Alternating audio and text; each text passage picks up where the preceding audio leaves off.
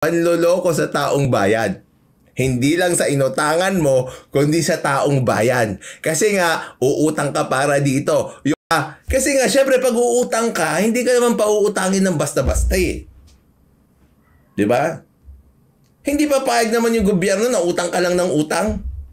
Yung taong bayan, hindi rin papayag na utang ka ng utang. Dapat justified yan. Ang justification mo, itong proyektong ito. Pagkatapos niyan, yung pondo, o yung dahilan kung bakit pinayagan ka umutang, hindi doon mo gagamitin yung bagay na inutang mo.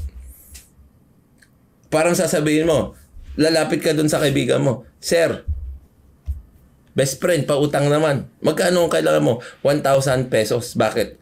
Pambili ko lang ng gatas ng anak ko kasi wala ng gatas yung anak ko eh. Ganun ba? Nako. Ano naman pala? Nakakaawa naman yung yung inaanak ko. Sige, ito. Walang dalawang isip, pare, pautangin kita 1,000. Tapos pinang-scatter mo pala.